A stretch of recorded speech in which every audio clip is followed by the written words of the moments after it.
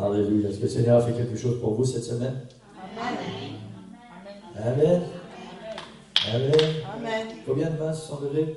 1, 2, 3, 4, 5, 6, 7, 8, 9, 10, 12, 13, 14. Waouh! Amen. Alléluia. 15. Alléluia. Gloire au Seigneur. Amen. Amen. Est-ce que le Seigneur est bon pour vous? Amen. Est-ce que le Seigneur est vraiment bon pour vous?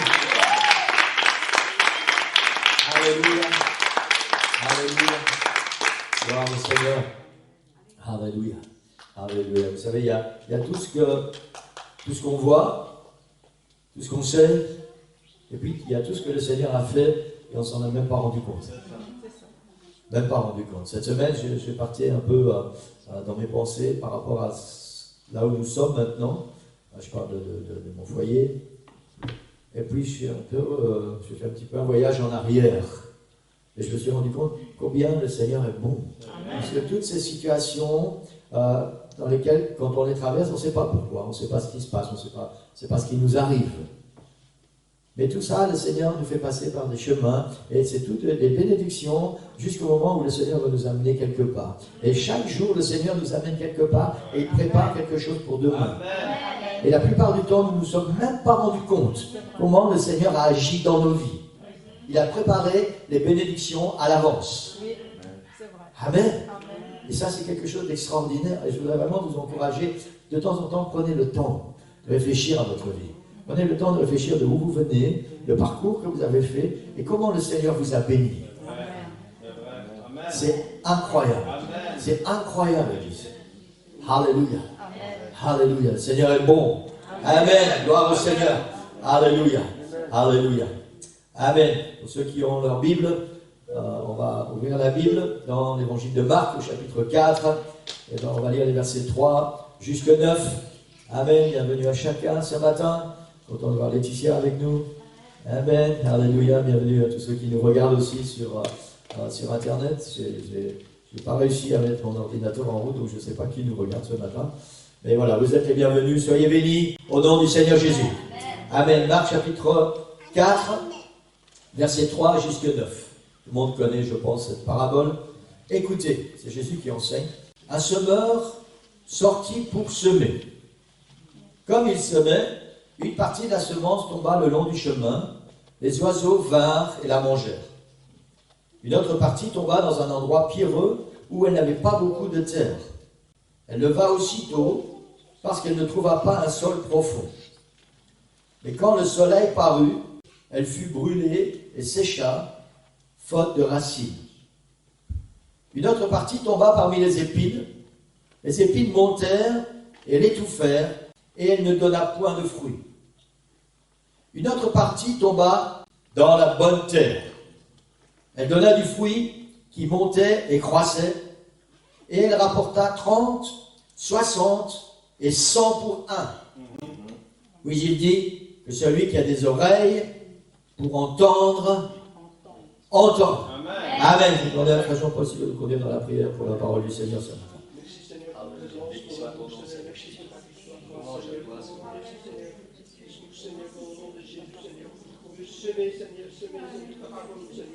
Alléluia. Alléluia. Ouais, Seigneur. Ouais, Seigneur Jésus.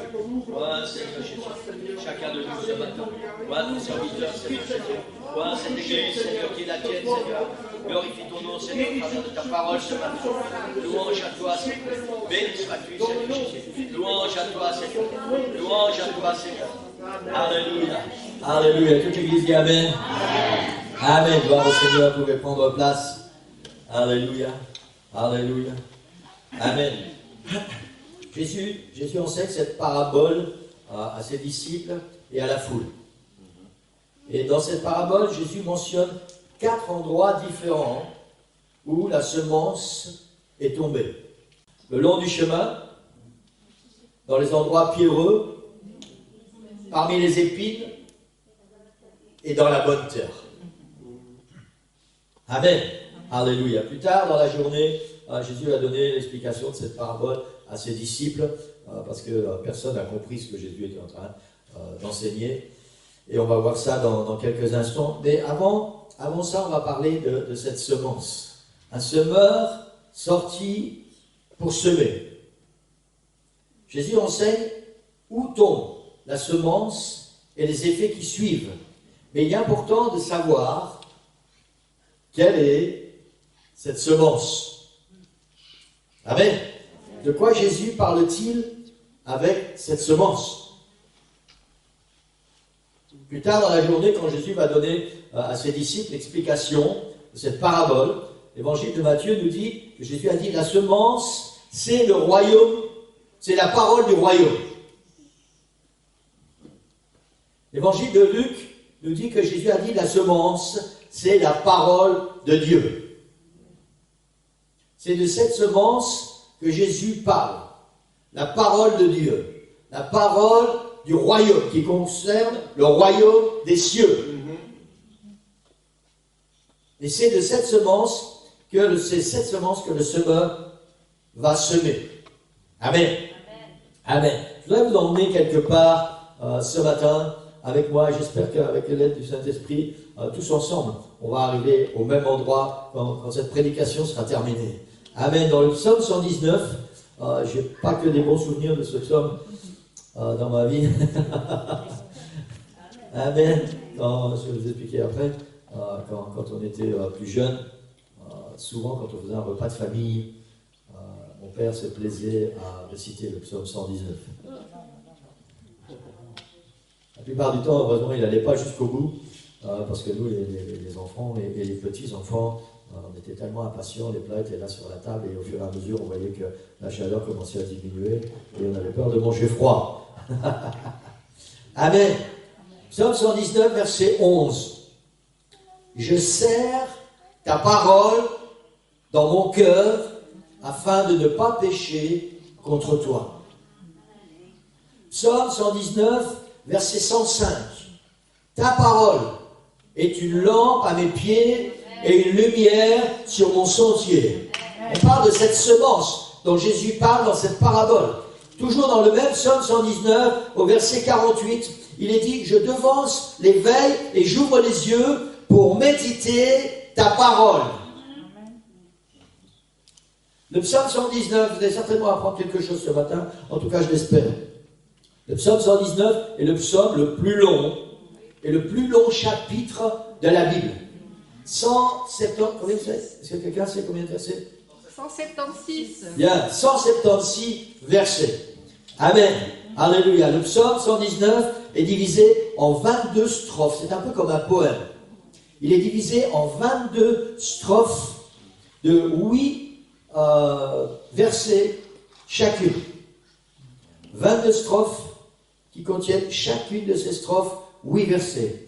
Chaque verset de chaque strophe commence par la même lettre. Ça veut dire que ces 22 strophes, chacune de ces 22 strophes commence par une des 22 lettres de l'alphabet hébreu. Je ne sais pas si je m'explique bien. Par exemple, la première strophe, les 8 versets de cette première strophe, chacun des versets commence par la lettre A, première lettre de l'alphabet hébreu, Aleph. La deuxième strophe, chacun des 8 versets commence par la lettre B, deuxième lettre de l'alphabet hébreu, Bet, et ainsi de suite. Chacune des strophes, les 8 versets de chacune des strophes commence par une lettre de l'alphabet, jusqu'à ce qu'on soit arrivé à la fin de l'alphabet. À l'exception du verset 122, tous les versets des 22 strophes contiennent un des termes qui désignent la loi, les préceptes, les commandements, la parole qu'ils ont reçue de Dieu. C'est important que nous puissions comprendre ça à l'Église.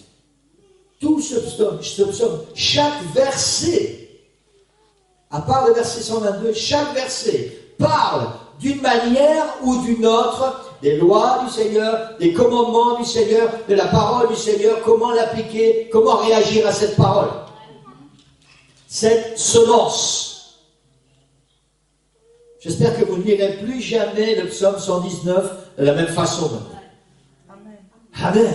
C'est un psaume tellement riche. D'un bout à l'autre, ce psaume parle et fait l'éloge de la parole divine, de toute cette parole connue à l'époque et en particulier de cette parole qu'ils ont reçue de Moïse et que Moïse a reçue sur la montagne directement par le Seigneur. Amen. Amen. Verset 11, je serre ta parole dans mon cœur afin de ne pas pécher contre toi.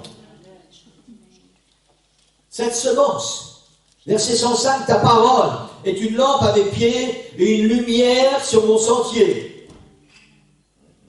Verset 148, je devance l'éveil. Ça veut dire que je me lève très tôt et j'ouvre les yeux pour méditer ta parole. Méditer, ça veut dire la lire, y réfléchir et arriver quelque part avec cette parole. Comprendre ce qu'il y a à comprendre au travers de cette parole. Alors la question est, quelle est cette parole qui semble si chère et si importante au psalmiste? Cette parole du royaume, comme dit Jésus. Amen. Amen. On va la lire ensemble, cette parole. Diapo numéro 5, et tout le monde connaît ça. Alors pour certains, ça va être un rappel, mais ce n'est pas simplement un rappel, parce qu'il y a toujours des choses qui nous échappent. Il y a toujours quelque chose dans laquelle on n'est pas entré. On connaît, mais... Deutéronome chapitre 6, on va lire les 9 premiers versets.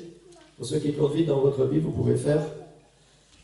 Voici les commandements, les lois, les ordonnances, que l'Éternel, votre Dieu, a commandé de vous enseigner. On parle ici de cette semence dont Jésus parle. Un semeur sorti pour semer. Ça aussi, cette parabole, vous ne la lirez plus jamais de la même façon. Voici cette semence. Deutéronome chapitre 6, à partir du verset 1er. Voici les commandements, les lois, les ordonnances. Que l'Éternel, votre Dieu, a commandé de vous enseigner. Ça doit être semé. Afin que vous les mettiez en pratique dans le pays dont vous allez entrer en possession. Afin que tu craignes l'Éternel, ton Dieu, en observant tous les jours de ta vie, toi, ton fils et le fils de ton fils, toutes ces lois et tous ces commandements que je te prescris, afin que tes jours soient prolongés. Tu les écouteras donc, Israël, Église. Tu auras soin de les mettre en pratique, afin que tu sois heureux et que vous multipliez beaucoup, comme te l'a dit l'Éternel, le Dieu de tes pères, en te promettant un pays où coule le lait et le miel. Nous parlons toujours de cette semence dont Jésus parle, un semeur sorti pour semer. Verset 4, écoute Israël. L'Éternel, notre Dieu, est le seul Éternel. Tu aimeras l'Éternel, ton Dieu, de tout ton cœur, de toute ton âme et de toute ta force. Et ces commandements que je te donne aujourd'hui seront dans ton cœur. Tu les inculqueras à tes enfants, tu en parleras quand tu seras dans ta maison, quand tu iras en voyage, quand tu te coucheras et quand tu te lèveras. Tu les liras comme un signe sur tes mains. Ils seront comme des frontaux entre tes yeux. Tu les écriras sur les poteaux de ta maison et sur tes portes. Amen. Amen. Voilà la parole dont parle le psalmiste. Je serre ta parole dans mon cœur. Voilà la semence dont Jésus parle, un semeur sorti pour semer. Versets 4 et 5. Écoute Israël, l'Éternel, notre Dieu, est le seul Éternel. Tu aimeras l'Éternel, ton Dieu, de tout ton cœur, de toute ton âme et de toute ta force. Toute ta parole est résumée dans cette semence. Écoute Israël, l'Éternel, notre Dieu, est le seul Éternel, et tu aimeras le Seigneur, ton Dieu, de tout ton cœur, de toute ton âme et de toute ta force. Amen. Alléluia. Voilà cette semence dont Jésus parle, un semeur sorti pour semer. Ésaïe 44, verset 8, il est dit ceci, n'ayez pas peur, ne tremblez pas, ne te laisse pas dès longtemps annoncer et déclarer, y a-t-il un autre Dieu que moi? Il n'y a pas d'autre rocher, je n'en connais point. Toute la Bible nous enseigne qu'il y a un seul Dieu. Je vous ai dit que je voulais vous emmener quelque part ce matin. La semence, et il n'y a qu'une seule semence qui vient de Dieu. La semence est résumée dans ce verset, L'Éternel, notre Dieu, est le seul éternel. Nous parlons ce matin d'un Dieu unique. Nous parlons de l'unicité. Ce Dieu qui remplit l'univers et qui s'est fait homme, qui s'est fait un corps humain pour venir sauver l'humanité. Ce Dieu dont nous parlions tout à l'heure, qui est monté sur la croix et qui a payé le prix avec sa vie pour que nous soyons sauvés et rachetés. Voilà la semence dont Jésus parle, un semeur sorti pour semer. Voilà la parole dont le psalmiste parle et dit: je serre ta parole dans mon cœur afin de ne pas pécher contre toi. Amen. Alléluia. Ésaïe 43, versets 10 et 11. Pour ceux qui notent, vous pouvez noter vite, sinon vous l'aurez de toute façon. Le Seigneur dit: vous êtes mes témoins, dit l'Éternel. Avant moi, il n'a point été formé de Dieu, et après moi, il n'y en aura point. C'est moi qui suis l'Éternel, et hors moi, il n'y a point de sauveur. Alléluia. Alléluia. Alléluia. Toujours dans le livre d'Ésaïe, chapitre 35, les 6 premiers versets. Ils verront la gloire de l'Éternel. Ça parle de la naissance de Jésus et du ministère terrestre de Jésus. Dieu manifesté en chair. Ils verront la gloire de qui? De l'Éternel. La magnificence de notre Dieu. Fortifiez les mains languissantes, affermissez les genoux qui chancellent. Dites à ceux qui ont le cœur troublé: prenez courage, ne craignez point. Voici votre Dieu. La vengeance viendra, la rétribution, il viendra lui-même et vous sauvera. Et la Bible dit: alors s'ouvriront les yeux des aveugles, s'ouvriront les oreilles des sourds, alors le boiteux sautera comme un cerf et la langue du muet éclatera de joie. Et ça s'est réalisé quand le Seigneur est venu sur cette terre, quand il a pris un corps et qu'il a accompli son ministère terrestre. Amen. Dans Jean chapitre 1, verset 1.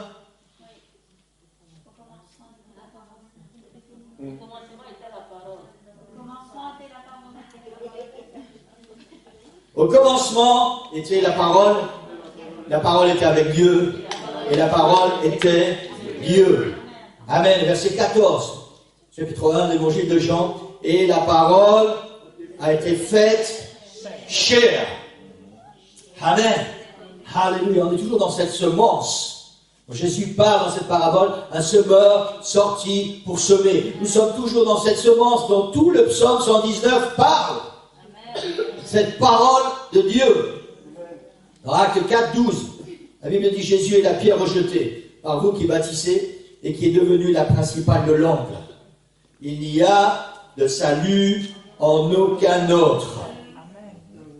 Car il n'y a sous le ciel aucun autre nom qui ait été donné parmi les hommes par lequel nous devions être baptisés. Sauvés, pardon. Sauvés. Amen. Cette semaine, j'ai discuté avec un jeune homme, tout est relatif. Par rapport à moi, c'est un jeune homme. Et on parlait du baptême. Alléluia. Et il disait qu'il ne comprend pas pourquoi il y a cette confusion, le baptême au nom du Père, du Fils et du Saint-Esprit, et le baptême au nom de Jésus. Alors je lui ai expliqué, je lui ai dit: tu sais, si la Bible ne donne pas de détails, c'est parce que tu peux faire ce que tu veux. Si la Bible donne des détails, c'est parce que Dieu a un plan précis et il faut accomplir ce plan précis. Alors, tranquillement, on était autour d'une table en train de boire un café. Je lui ai dit comment j'ai compris la parole de Dieu et ce que la parole du Seigneur nous enseigne. Parce qu'au début, il était très... comment je vais dire le contraire de réceptif, en tout cas. Amen. Et au bout d'un certain temps, il m'a dit: mais la façon dont tu me l'expliques, c'est bien comme ça. C'est ça. C'est ça. Amen. La Bible nous enseigne une seule semence. Dans la parole de Dieu, il n'y a qu'une seule parole. Il n'y a qu'une seule parole de vérité. Il n'y en a pas 36. Amen. Alléluia. Et c'est important que nous puissions comprendre la parole du Seigneur. C'est pour ça que dans Acte 4, 12, il est dit: il n'y a aucun autre nom sous le ciel qui a été donné parmi les hommes par lequel nous puissions être sauvés. Amen. Nous parlons toujours de cette semence. Quand Jésus parle d'un semeur sorti pour semer, on parle toujours de cette semence du psaume 119, de cette parole. Amen. Éphésiens chapitre 4, verset 4 à 6. Qui connaît sa Bible ce matin? Il y a un seul corps, un seul esprit, comme aussi vous avez été appelés à une seule espérance par votre vocation, un seul Seigneur, une seule foi, un seul baptême, un seul Dieu et Père de tous, qui est au-dessus de tous, et parmi tous, et en tous. Amen. Alléluia. Actes chapitre 2, verset 38. Pierre leur dit,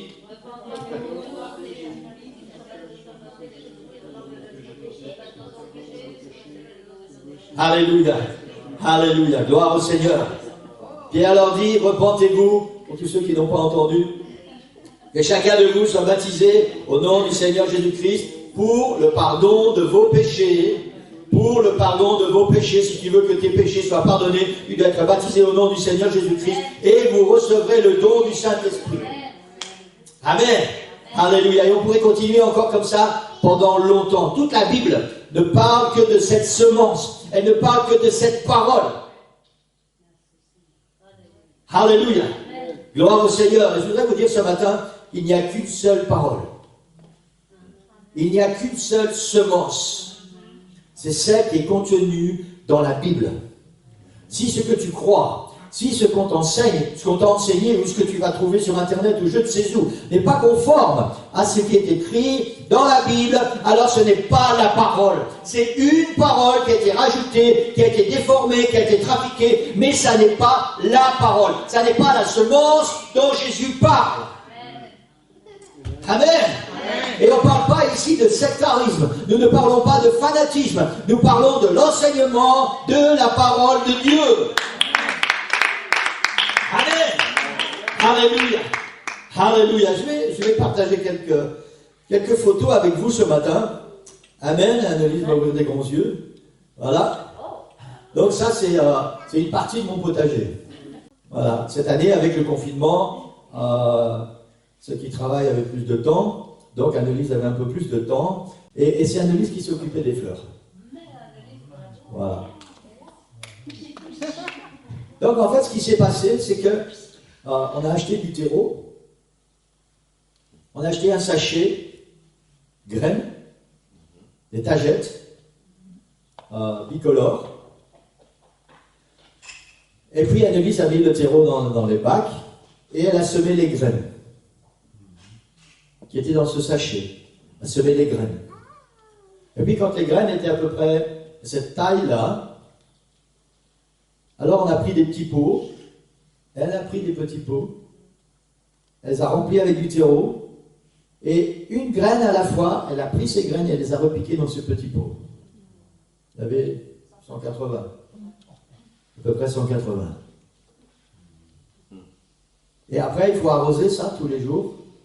Et puis, ces plantes étaient à peu près comme ça, 7-8 cm. Et elles se ressemblaient toutes. Enfin, certaines avec un peu plus de feuilles, d'autres un peu moins de feuilles. Et puis, il y a un moment où voilà, il a fallu repiquer ces fleurs de chaque côté de l'allée du jardin. Maintenant, ces fleurs ont un objectif. Vous savez, ce n'est pas seulement décoratif, c'est décoratif. En même temps, ces fleurs ont un but de protection.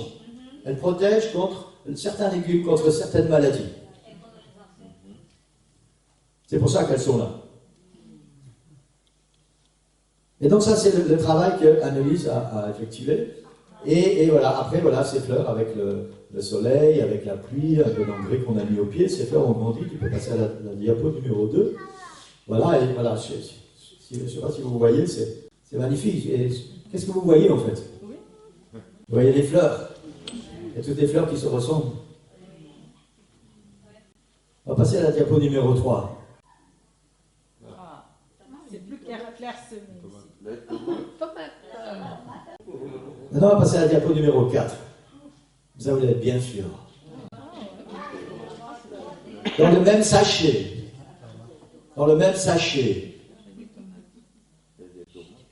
il y avait une graine qui était un plant de tomate, une graine de tomate. La graine ressemblait aux autres.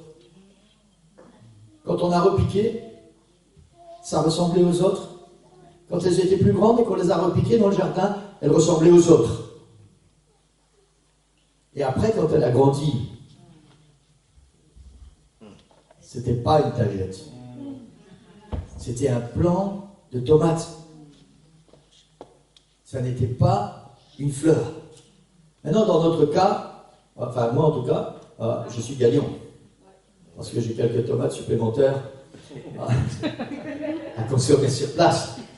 Je ne sais pas si vous comprenez ce matin. Dans le même sachet, on aurait dû trouver que des tagettes, que des fleurs.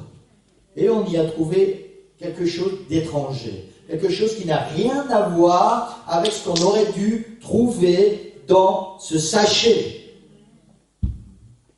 Et c'est ce qui se passe parfois avec cette semence de la parole de Dieu. Quand c'est petit, nous ne réalisons pas vraiment que ce n'est pas la même chose, parce que ça se ressemble tellement. Et puis on reçoit certains enseignements.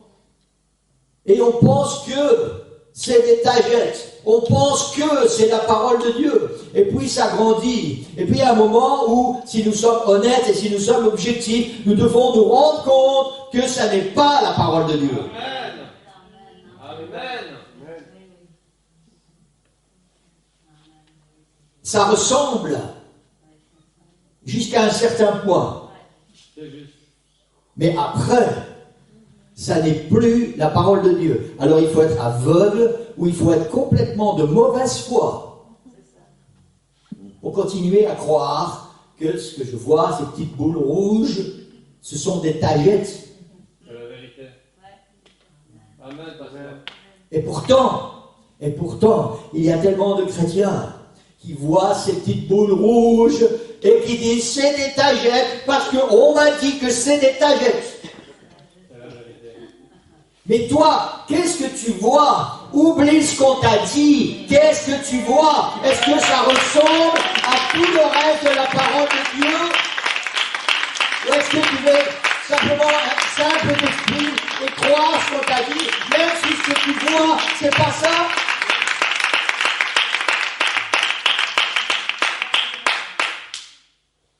Amen.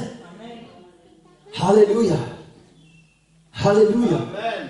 J'espère que vous n'allez plus jamais manger les tomates de la même façon. Oui, elles sont belles, ça, Linda. Mais Annelise en prend soin, tu sais. Vous savez, pardon. Amen. Gloire au Seigneur. Maintenant, un peu moins parce qu'elle a repris le travail. Donc, Alléluia. Dans 1 Corinthiens, chapitre 3, verset 6, l'apôtre Paul déclare: j'ai planté, Apollos a arrosé, mais Dieu a fait croître. Amen. L'apôtre Paul dit: j'ai semé la semence de la parole de Dieu. Yes. Église, nous parlons ce matin de cette semence dont Jésus parle. Un semeur sorti pour semer. Nous parlons de cette même semence, de cette même parole qui est contenue dans le psaume 119 et qui est contenue dans toute la Bible.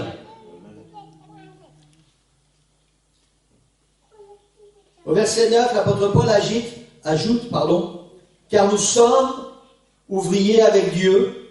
Vous êtes le champ de Dieu, l'endroit où cette semence va être semée. Vous êtes le champ de Dieu. Selon la grâce de Dieu qui m'a été donnée, j'ai posé le fondement, j'ai semé la bonne semence, j'ai semé la bonne graine, j'ai posé le fondement comme un sage architecte. Et un autre bâtit dessus, mais que chacun prenne garde à la manière dont il bâtit dessus.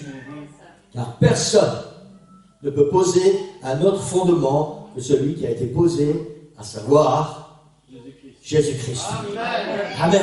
Ici, Paul explique clairement que la semence qu'il a semée, c'est la parole de Jésus-Christ. Jésus-Christ étant le fondement de toute chose. Amen. Amen. Alléluia. Laissez-moi vous dire ce matin, il n'y a qu'une seule parole de Dieu. Celle qui est contenue dans la Bible.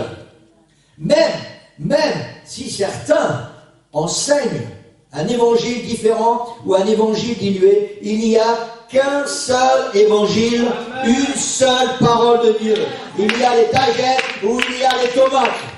Mais une tomate n'est pas une tagette n'est pas une tomate. La parole de Dieu diluée n'est plus la parole de Dieu. Il y a un seul évangile. Amen. Dans l'épître aux Galates, le chapitre 1er, l'apôtre Paul nous dit ceci: je m'étonne que vous détourniez si promptement de celui qui vous a appelé par la grâce de Christ pour passer à un autre évangile. Croire que les tomates, c'est des tagettes.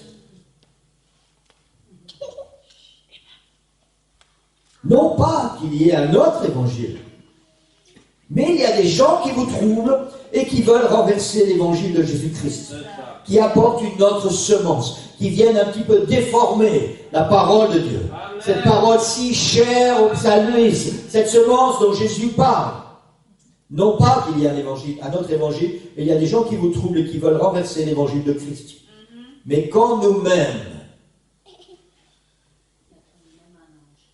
quand un ange du ciel annoncerait un autre évangile que celui qui vous a été prêché, l'apôtre Paul dit qu'il soit maudit.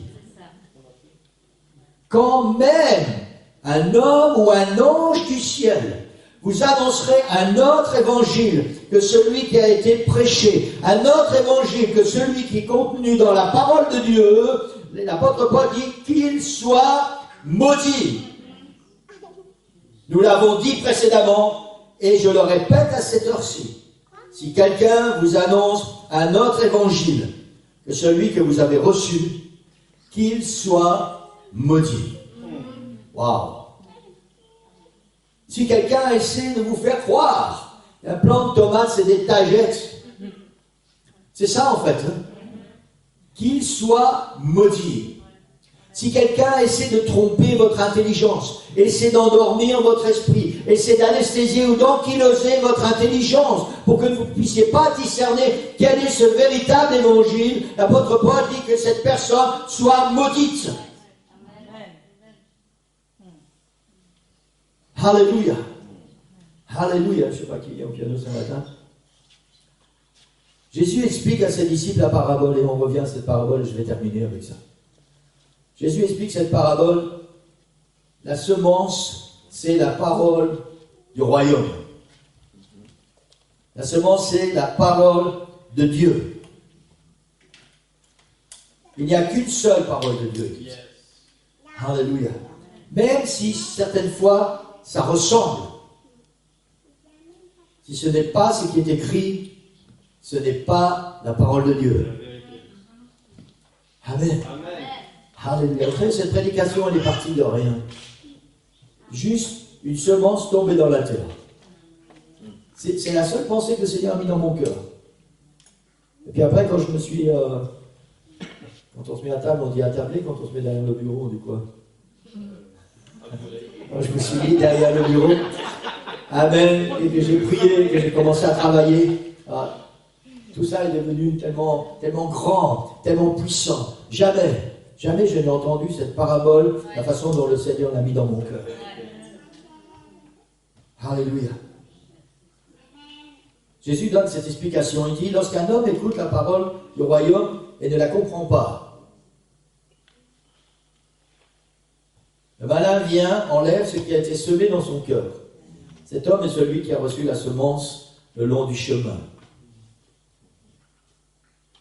Maintenant, est-ce que nous ne comprenons pas volontairement? Est-ce qu'on n'a vraiment pas compris? Est-ce qu'on n'a pas envie de comprendre? Est-ce qu'on refuse de comprendre? C'est quoi cette semence? Ce semeur qui est sorti pour semer, c'est quoi cette semence? C'est quoi la parole de Dieu? C'est quoi cette vérité fondamentale dont l'apôtre Paul parle? J'ai posé le fondement. Ne la comprend pas. Et Jésus est clair, il dit, le malin vient et enlève ce qui a été semé. Et une fois qu'il n'y a plus cette semence, tu ne peux plus comprendre. Il n'y a plus de semence. C'est cet homme qui est le long du chemin. Et Jésus continue, il dit, celui qui a reçu la semence dans les endroits pierreux, et celui qui entend la parole, la reçoit aussitôt avec joie. Mais il n'a pas de racine. Il manque de persistance. Et dès que survient une tribulation ou une persécution à cause de la parole, il trouve une occasion de chute. Quelqu'un qui reçoit la parole avec joie.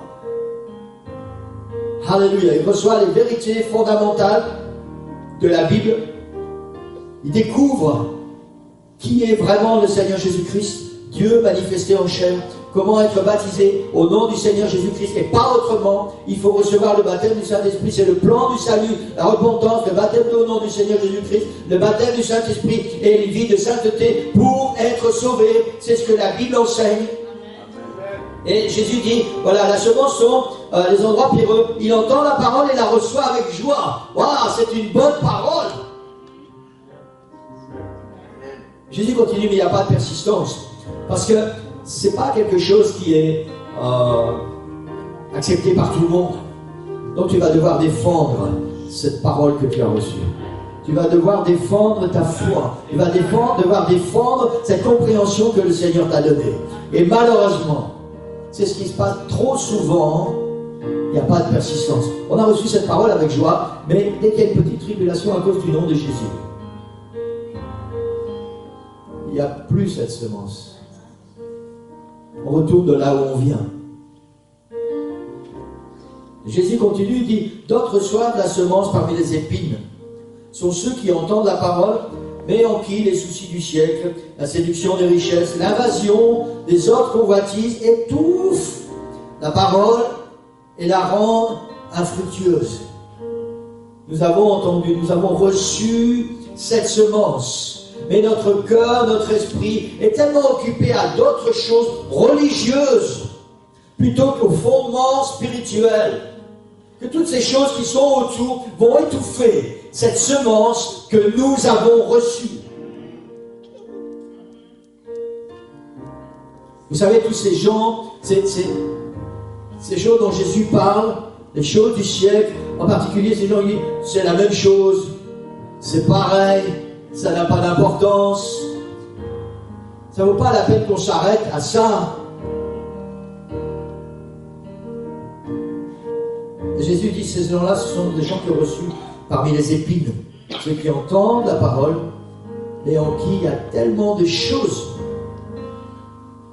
que cette parole est étouffée et elle est rendue infructueuse. Ah. Elle est étouffée, elle est là, mais elle est étouffée.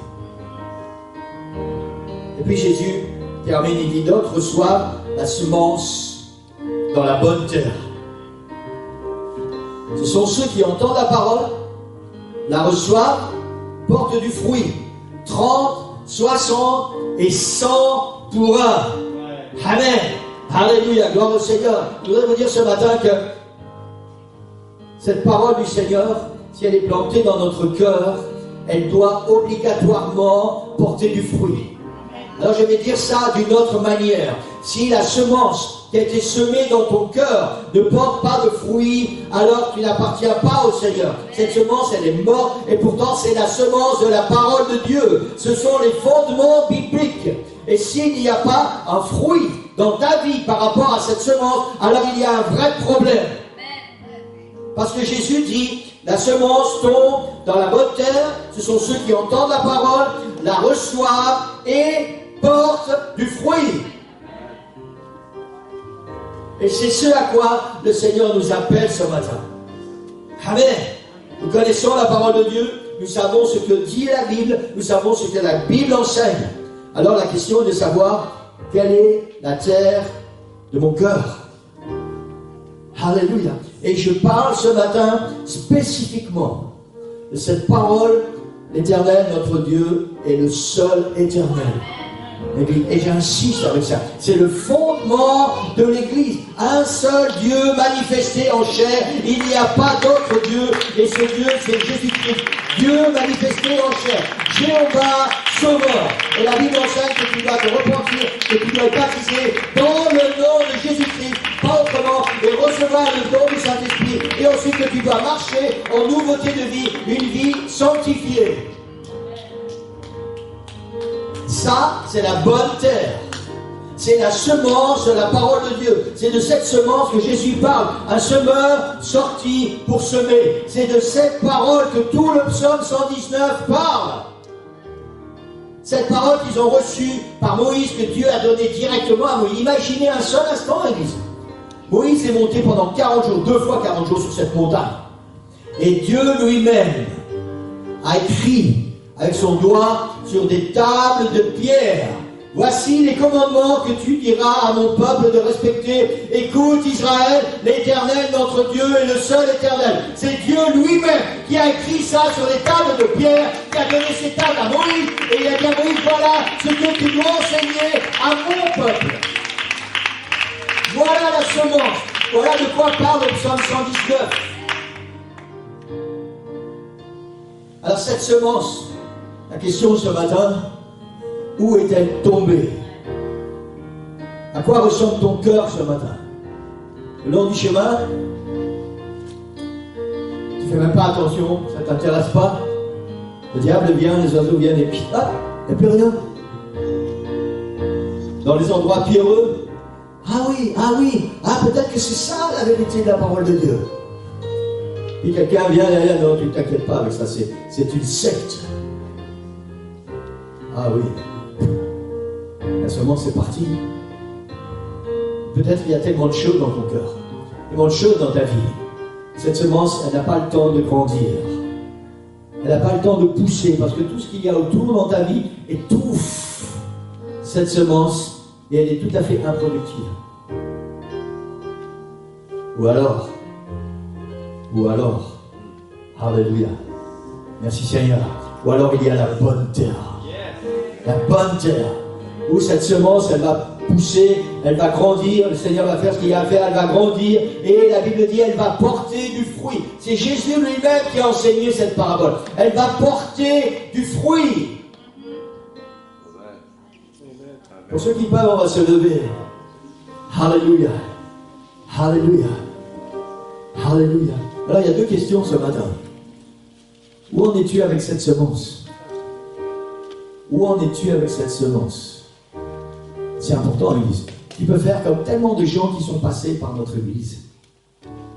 Tellement de gens qui sont passés par tellement d'églises. Un jour, quelqu'un voulait faire partie, je sais que vous connaissez ce témoignage, voulait faire partie de l'équipe de louange. On a discuté ensemble, on a discuté de cette semence. Mais il n'était pas d'accord avec cette semence.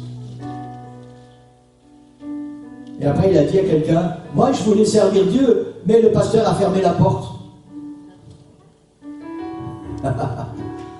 Quand je lui ai enseigné la semence, la parole de Dieu, j'ai fermé la porte de son cœur parce qu'il n'était pas d'accord avec cette semence, parce qu'il ne voulait pas recevoir cette semence. Parce qu'il y avait tellement de choses autour de lui que cette semence, elle était étouffée. Il ne voulait pas la comprendre. Et tellement d'autres situations. Et dans quelle situation tu te trouves ce matin? C'est quoi la terre de ton cœur dans lequel cette semence tombe? Maintenant, vous savez ce dont nous parlons, c'est un domaine très vaste. Et je suis très très limité ce matin. Si vous voulez plus d'explications, venez me voir, on va étudier la Bible ensemble. Si on est où par rapport à ça? À cette semence? Si on est où par rapport au fait que tu dois croire qu'il y a un seul Dieu? Ce Dieu s'est fait homme. Yahvé, sauveur. Il a payé le prix sur la croix il y a 2000 ans. Pour que tu puisses être sauvé. Pour que je puisse être sauvé.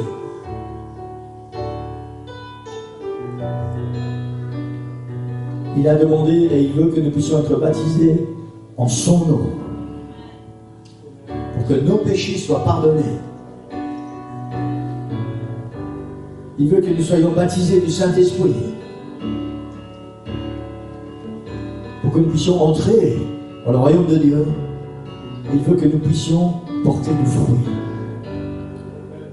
Où j'en suis ce matin par rapport à cette semence, Église? On ne parle plus et on n'a plus de temps, au vu des événements qui se passent, de dire j'y réfléchirai demain, j'y réfléchirai la semaine prochaine, j'y réfléchirai une autre fois. Il y a une semence qui est semée et l'ennemi est là. C'est la première terre.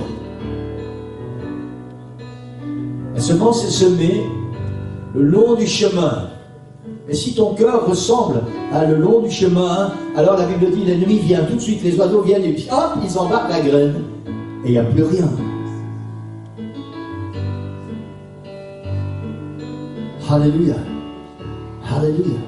L'apôtre Paul a dit, si quelqu'un vous enseigne un autre évangile, si quelqu'un vous dit qu'il y a une autre semence, ce n'est pas grave si une tagette ressemble à une tomate. L'apôtre Paul dit que cette personne soit maudite. Je ne sais pas si vous posez ce mot. L'apôtre Paul a utilisé anathème. Qu'il soit maudit. Il y a une seule semence. Et où est tombée cette semence? Dans ta vie. Alléluia. Et vous puissiez fermer les yeux. On va faire ça tous ensemble. Alléluia. Alléluia. Alléluia. Je sais que le Seigneur parle à ton cœur ce matin. Alléluia. Parfois, c'est pas toujours facile d'entendre des choses un peu différentes. Ou quand le Seigneur met le doigt sur quelque chose, on sait, mais on pensait qu'on pouvait encore attendre, on pouvait que c'est pareil, mais c'est pas pareil. Le Seigneur ce matin dit, tu en es où? Tu en es où? Avec la parole que j'ai semée dans ton cœur. Elle est où cette semence? Elle a produit un effet? Est-ce qu'elle a produit un effet? Est-ce qu'elle est encore là? Est-ce que le diable est venu enlever ça? Est-ce qu'elle a produit un effet? Est-ce qu'elle a germé? Est-ce qu'elle a été étouffée par tout le reste qui est dans ta vie? Ou est-ce qu'elle produit du fruit? 30%, 50%, 100%?